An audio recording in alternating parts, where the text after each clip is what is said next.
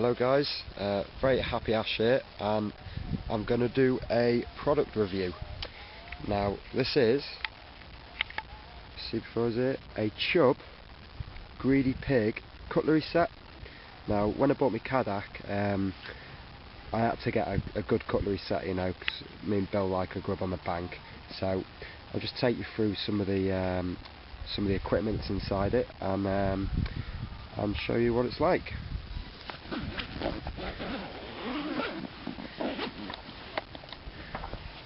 Okay, right, here we have the cutlery. So you get 2 times teaspoons, you get 2 dessert spoons, you get 2 forks, I'll just pop that back in there, and you get 2 knives. So it's stainless steel, so that's really good, so it's easy clean. And now we have 1 and 2 times Chub mugs, which I'll just get out now. Okay. There it is, that is the Chub mug. It is plastic, but that's ideal really for what we're after, and it's a good size as well. You get a pretty decent brew in that, or you know, if you want to put your beer in it or whatever you want to do really. So really good size. Just pop that back in.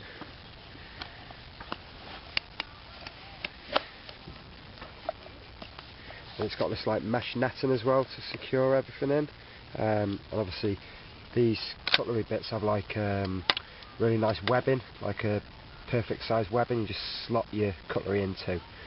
So that's the cutlery covered and the 2 Chub cups. Right, down here we have a chopping board, so if you like maybe need to cut up say a little bit of meat on the bank, a little bit of mushrooms, something like that, that's ideal for that. And yet again, it's easy clean as well. So everything in this is easy clean. So here we have 2 times hand towels. Now they're not that good as towels go, because you know you might have used a towel before and it doesn't really dry anything. It just sort of, you've got to put it through the wash a couple of times. Yeah, you've got to put it through the wash a couple of times just to get it the right sort of texture, the actual clothing on the toweling. So I think I'll get them washed when I get back. Well, I'll have to wash the whole set anyway when I get back.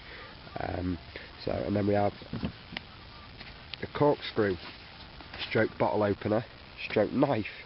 So open your beer, you can open your bottle of wine if you're that way inclined, or you can also use your knife, which is on it there. See the knife? That you could use, you know, use that to chop up your meat or your mushrooms on your chopping board. So that's really nice to have. It's one of them things, you know, you forget and you think, oh, where's my bottle opener, or you know, I forgot my knife, you know, to cut anything. You know, it's just ideal. So, and yet again, that comes with this like sort of web mesh material with a bit of webbing, so it keeps everything nice and secure and, you know, in its place, which is what you want. Here, stowed away over here, is a salt and pepper shaker. Now it doesn't actually have any salt and pepper in it at the minute, but Bill had some for the weekend, so alright, it's just me forgetting to get stuff again. Finally, we'll get the plates out. I'll just have to set this camera down a minute.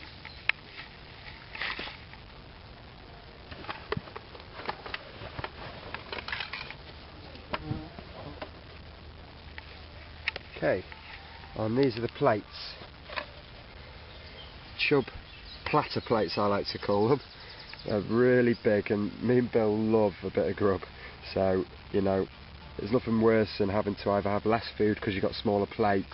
You know, you can basically have as much food as you want on there. You can get a massive breakfast, or, you know, big steak dinner. So, me and Bill bought some ribeye steak this weekend, but we haven't actually eaten it, have we, Bill? No, we missed out, mate, anyway. So, I don't know, I don't really want to see it go to waste, that of steak. We'll have it later on, mate. Yeah, I think maybe, might even cook it up just before we leave. After the presentation and stuff. So yeah, that is the Greedy Pig cutlery set. I thoroughly advise it.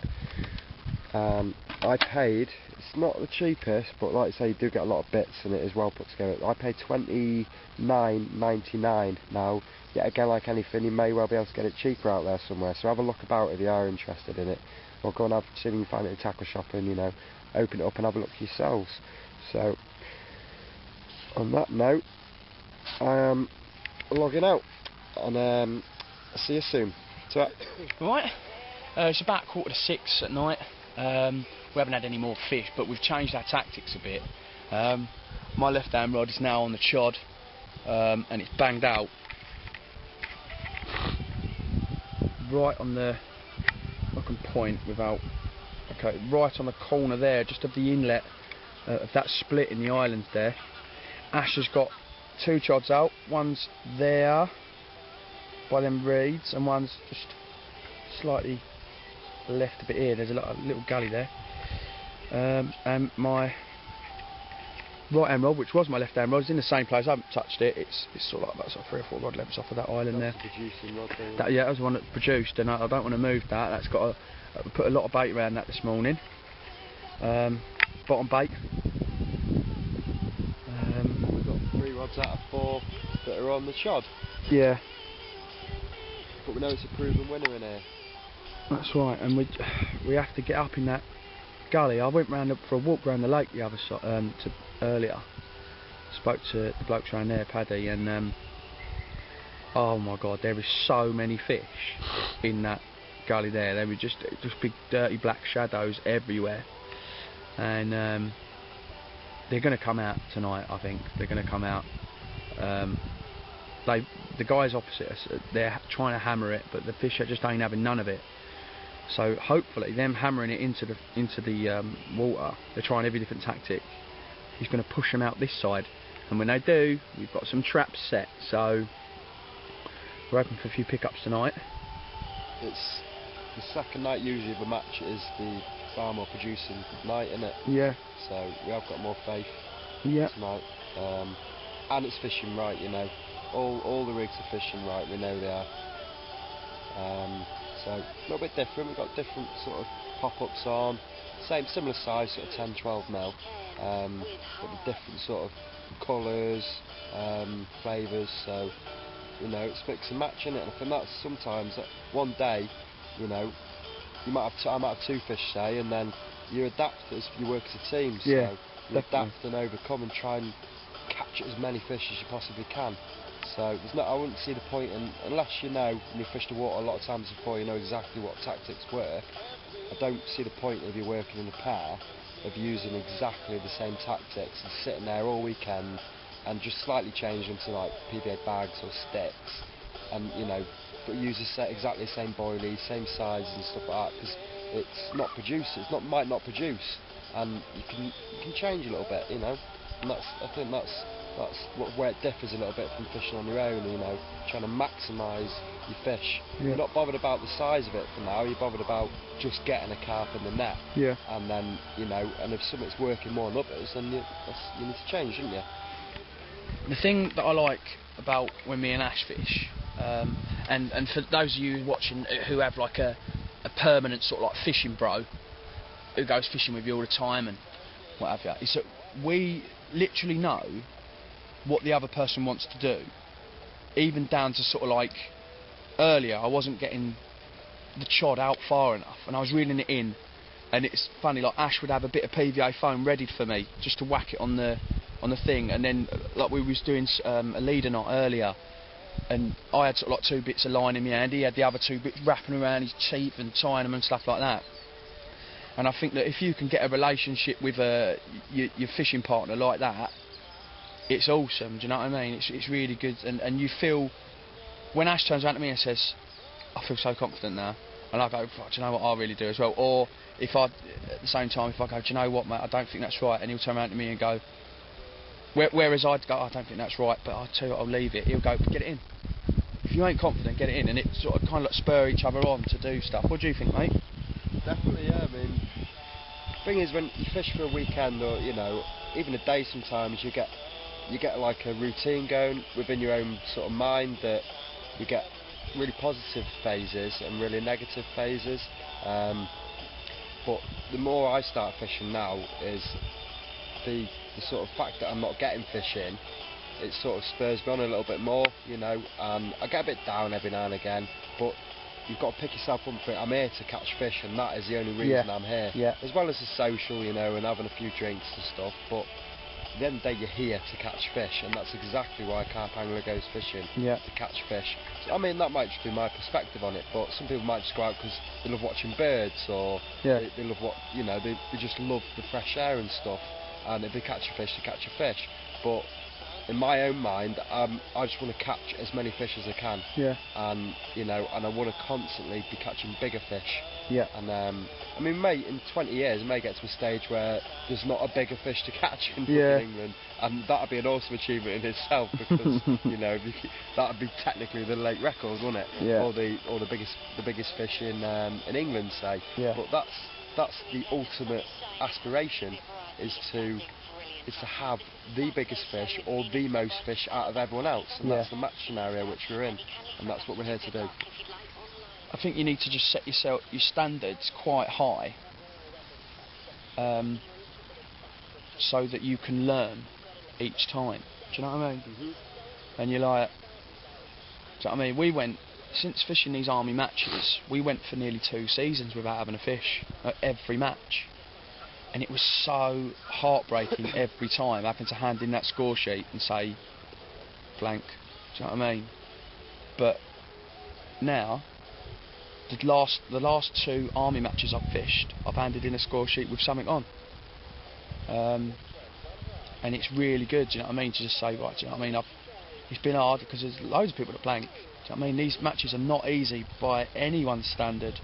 And the lake, any lake that you go to, people that fish matches out there will know that the lake will fish totally differently to how they would normally fish. Like, this lake doesn't really get fished that hard, but yet when a match goes on, obviously there's 40 rods going in, isn't there? 40 lines in the water, all dotted all around, and the fish are just like, oh god, and they kind of switch off sometimes. But and if the fish like a munch, you know, the fish in this lake, they love a munch, you know, you need to put at least 2 kilo, 3 kilo particle in, say. Well, that's all well saying that might be when you're the only person on the lake. But if everyone's got that mindset and that's how you fish this lake, you know, then there's a hell of a lot of bait. You turn up and you could potentially have like 300 massive splashes off a spot. And what the hell are the fish going to do? Do you know what I mean? They're going to freeze, and you know, I think that's part and parcel why they tend to seek out the safe areas, and they are sometimes literally uncatchable because they can see you, they know you're fishing for them, but at the end of the day, they're there for a reason because they know it's safe, and they're not even interested in feeding. They'll come out if they want to feed, or you might pick off a stray fish maybe. But you know, it's a hot peg pleasure-wise in a carp lake, you know, is a hot peg. But when you've got so many rods going in, it can throw the balance massively. So I'd never tend to. I'd take ear to what people are saying. You know, this is how you approach the water, but you've still got to be very flexible because a peg you think's good might not be good at the end of the day simply because of the pressure. And it's the same with match, you know, like, you know, match carp fishing with like poles and stuff. It is totally different to your normal pleasure fishing, because you've got like people right and left of you, but you've also got sheer amount of bait going in, so you're not going to be able to concentrate the fish as well. They tend to move about, and you might have fish on your left, fish on your right, and you could have literally 100 kilo of bait. Well, we had them all in front of us, mate, didn't we, yesterday? But they weren't feeding. They were just smashing it through. But we ain't seen that many fish today, have we? And that's a good sign. Well, I have, since going up to that gully. Yeah, I think they might be settling down a little bit, or found a little place to hide. Yeah. You know.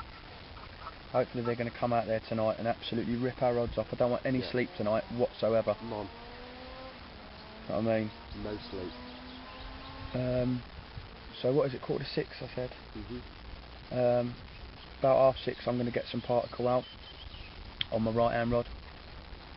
That was the one that produced last night, and the one I put a lot of particle in yesterday, and boiling and stuff like that. So yeah, so do you know what I mean? It's hard going, but you know, if you watch these videos regularly, you know that we we're not scared. We're not scared of how hard things can be. Nah, and we just absolutely love carp fishing. Whether it's hard or easy. Sometimes it's being hard though. It makes it all the more rewarding, doesn't it? I might have sounded a bit like a bit of a dickhead earlier. I think you saw the video that when we caught the fish and I went, oh, it's not even big. That's not me being like, oh, I don't appreciate every single cut I catch. It was just the fact that because we're in a match, obviously the bigger the better, do you know what I mean? It gives you that advantage. And at the time when I saw it in the water, I thought it was only about like 14 pounds. I didn't even think it was that, mate. I thought it was like nudging double. And obviously it weighed in at 18 pounds and I was a bit more appreciative of it. But yeah, so we're going to keep battling on, just to update you with our tactics. Boggers ain't doing much all day, is he? And I'd just like to add before, when I was doing, it was quite difficult for me to do my blogs before, reference like my mishaps and stuff, and everyone knows sometimes you can literally throw all your tackle in the lake, you get that annoyed, and it was just, it was quite a difficult blog, that one, because I was just fredders at that point. But I had to comment on it and document it, because we've all been there, and it will continue to happen every now and again.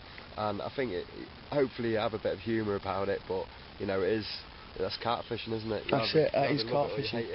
And we obviously, we're the key guys of that phrase, warts and all. Do you know what I mean? You see a lot of fishing programmes and they're out there going, oh yeah, look, we're getting all the fish, and all you see is the Delkims going off, screaming off all the time, and there you go, start off, oh, here we go, here's a 20 pounder, here's a 30 pounder and stuff like that. You hardly ever see people go, here we go, here's a 4 pounder, do you? And you hardly ever see someone say, oh, do you know what, I've had an absolute bloody nightmare. The wind's been hammering me into XYZ. I mean, my line's snapped, I've lost a spod, I've cut my main line. I mean, you hardly ever see that. But we just show you that if you're the type of anglers out there watching this and you're learning and stuff like that, if it's all going wrong, you're not alone, do you know what I mean? It happens to all of us, doesn't it? You know what I mean? We're not saying we're the best and professional anglers. You see how we fish and we'll tell you everything you want to know. The thing is with the blogs as well, and the reason part and parcel why we do it is because when you go to water, say, you document everything, you write down lake depths sometimes, and how you performed and what's going on. We watch these videos intensely as well because it's a learning curve for us, and next time we approach a water we've already fished, we can learn a little bit from watching the videos ourselves, and we do watch every single video. And it's all about memory, because you can't remember every little thing you've done. Even so, you might have had a blind session somewhere, but sometimes you can't remember exactly what you've done on that lake, and it's just a spike of memory for us sometimes, and we enjoy the fact that we document it, and we enjoy it thoroughly, And it's really good actually to still see, after however many videos we've done now, since starting back in, is it September, end of September? Yes.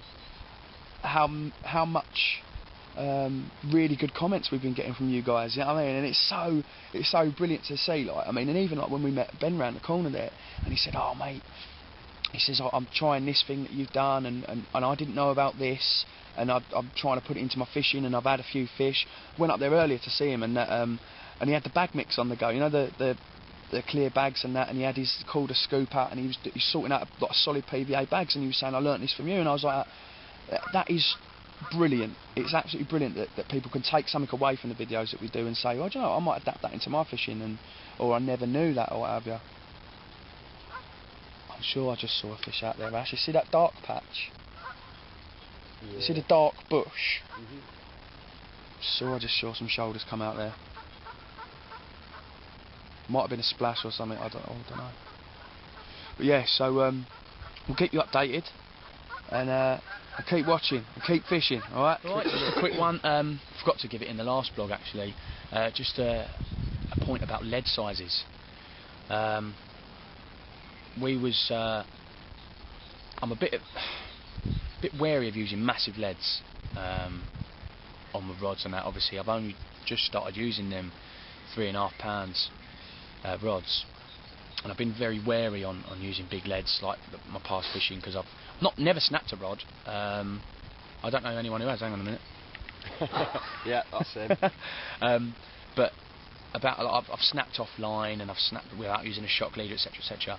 But when I was casting earlier, I was giving it big licks, trying to get out there, and I think I had on maybe a 2 3/4 or a 2.5 ounce lead, because maybe even a 3 ounce lead, distance lead like, and it just wasn't getting me the distance. So I said to Steve, our mate Steve over there, you met him earlier, I said, Steve, you got any fucking big leads? And he went, yeah, I've got like a 3 3/4.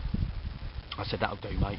And that's literally given me another 20 yards on the cast, easily, wouldn't it? Definitely. And that's what's got me right up close there to the island. I think when you watch like these videos and the, like, you know, like your Danny, well, I'm not going to mention names, but I nearly did. Basically, like, you know, what you presume is professionals and what are professionals, sometimes you miss out the intricate details, like I'm hitting 180 yards easy, you know, and stuff like that, but sometimes they don't actually tell you how they're actually hitting that distance. Yeah. You know what I mean? They leave stuff out, and you think to yourself, like, how the hell do they get that far with stuff, you know? And they forget little things like, you know, the shock leaders and how, you know, little things like that, and sometimes you have to work it out for yourself. And, you know, like I say, we are warts and all, so, you know, as we progress, you know, hopefully other people progress. Yeah. So within casting, but you're constantly working on it, and you think, I'm simply not big enough, I'm simply not strong enough to cast that far. But it's all about technique. I mean, people do it a little bit differently, you know, to each other. Yeah. But certainly lead size is a big factor. I'd never dream of hitting like a 4 ounce lead with like a 2 3/4. No. Some people may do it, and good luck to them.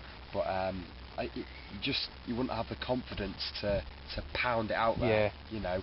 And things like shock leaders and that, you think like you always should put a shock leader, say, on like a spod, simply because you're casting 8 ounce of weight out. Yeah. You think you're casting a 5 ounce lead out, maybe you could even cast a 5 ounce lead out, you know what I mean? And that needs that extra protection, you know. Yeah. Just to cushion it all. Well, your main line will just snap, mate. Yeah, your main line would snap, definitely. So that's something we certainly need to work on. Bill today showed me a bit of casting, you know, and I mean, I'm quite a big bloke, and you know, I've never ever had to do this before me fishing, you know. Yeah. Get the sort of range that we're after, and the more you do it, the more you'll adapt to it, and it's slightly increasing things. If it's not getting as far as you want it, then think, well, can I pick my lead size up a little bit, increase it? You know, do I need to adapt my technique a little bit?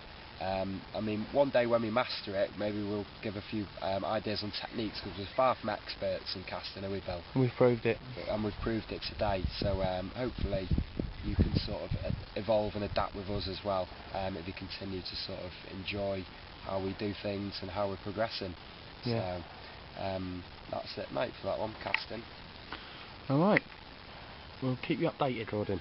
Right, hello. Just doing another quick review on the Starbaits baiting bag. It's basically like a bum bag. Zip on the top, the little bits you want to put in there. It's got 2 little stretchy bits there for your throwing sticks, obviously your different size throwing sticks, stuff like that. You bet you're wondering what this big handle's here for, and that will all come apparent just right now. Unzip it into the compartment, double compartment. Oh, there's an earwig in there. Get out. So you can put like either 15s, 18s, whatever you want to bait up with. Another mesh pouch for, say, like a few high vises or something like that. But this little padded strap here is for your neck.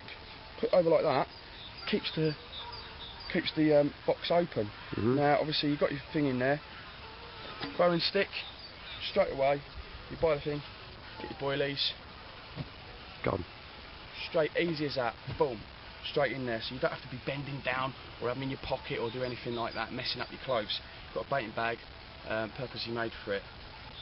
And that's the baiting bag reviewed. Lovely and padded, hard base bottom, waist strap, and also you even got these little zip pockets here for little bits and bobs that you want to put in there.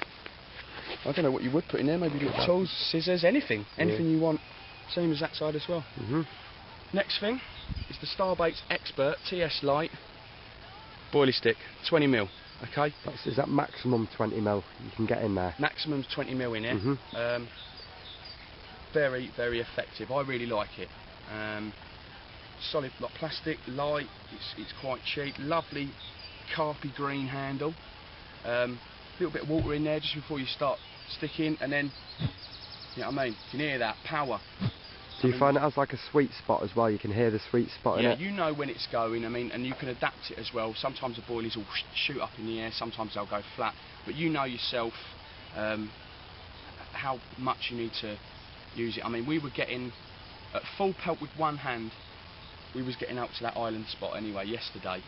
And I thoroughly recommend it. Starbait's expert baiting stick, throwing stick.